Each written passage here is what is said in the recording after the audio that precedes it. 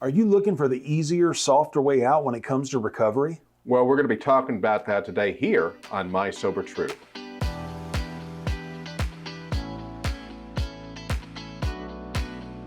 Well, it's May 13th and it's time for a double shot of My Sober Truth. The easier, softer way, the name of the reading for the day. You know, there's always some temptation, no matter what we're doing in life, to get the easy way out. I mean, I don't think anybody signs up for the hard way. Right. But specifically when we talk about recovery and people get to this step, Right. there's a tendency to let shame, guilt, regret, whatever, to make you pull back and skip over this step. I mean, you think about it, you've already written everything out. Yep. You've already kind of gotten right with God. Why the heck do I need to do this with another person? Right. What's your thoughts on that? Well, it works, is my thoughts on it. It works. It's a tried and true method of helping fellows like me and ladies like some of the ladies that I know, what I would like to call, or what is called, true alcoholics, real addicts.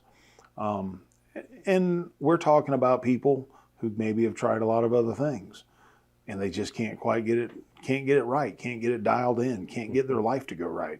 And, you know, for a lot of people, they come into AA several times. That's what I did. I wound up going to meetings over the course of a year or two.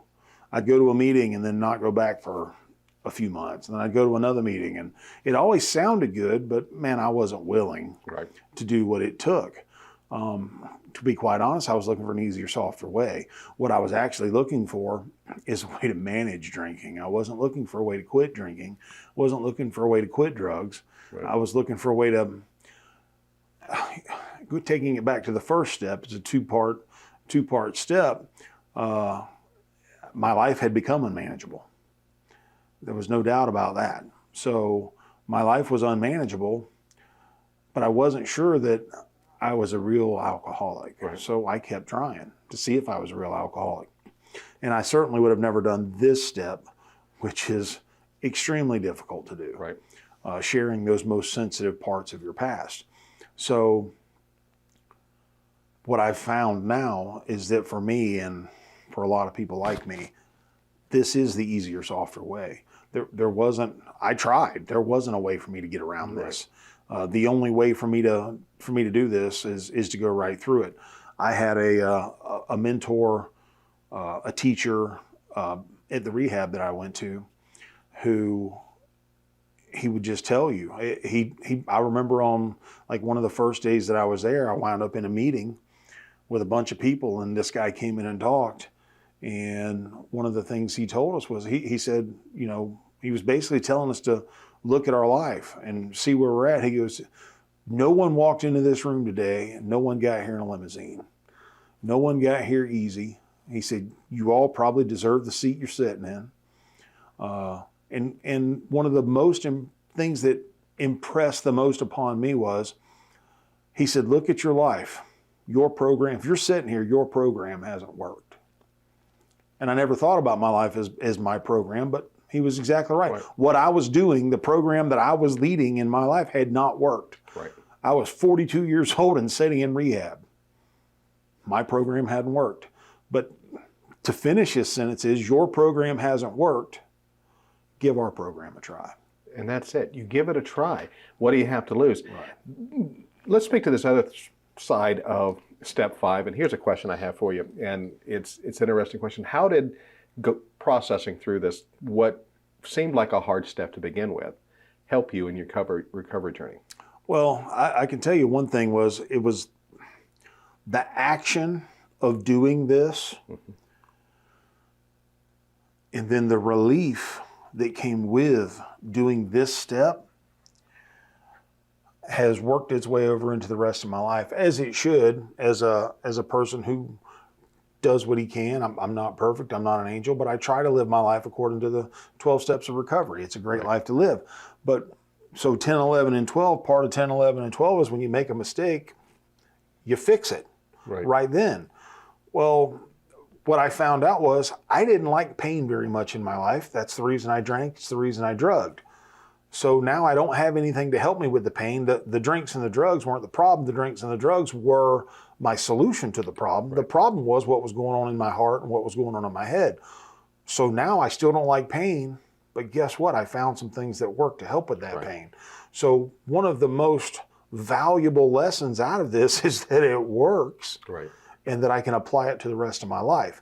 You know, if I say something wrong, do something wrong to my wife, one of my kids who are all grown now, but they're still my kids, to a friend, to a trusted person, somebody that I care about.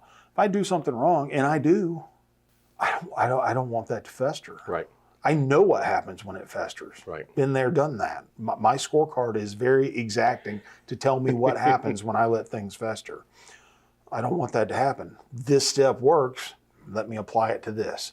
Let's get it out in the open. Let me go talk to someone else about it. And usually what I try to do is I'll go talk to a trusted friend and let them know the troubles that I'm in, possibly before I go on with an excuse, or maybe not an excuse, with an apology. Before I try to write it with the person that I wronged, I want to talk to somebody else and get their view on it, because my view on the whole situation may be wrong. So if I talk to someone, they may tell me that I'm right, but they may give me some guidelines or some help on how to deal with it, or they may tell me that I'm completely wrong and I need to think about it this different way.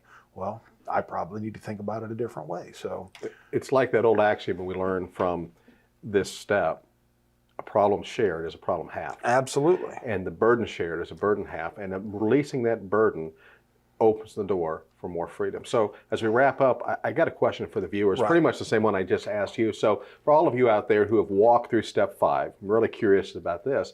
How has this process helped you succeed in recovery? Take a moment, put your answers down in the comments section below, and who knows, your answer may be an encouragement to someone else today. And on that note, for My Sober Truth, I'm Mark. And I'm Sean, and here's hoping that today you stay drunk with success. Love y'all. Hi folks, thanks for watching. If you're ready for another round of My Sober Truth, then belly on up to mysobertruth.com and click on the double shot button today. There you'll find the daily inspiration, encouragement, and support that'll help you stay clean, on track, and growing in every area of your life. Be sure to subscribe to this channel, and if you got a minute, stick around, watch another video. Love y'all.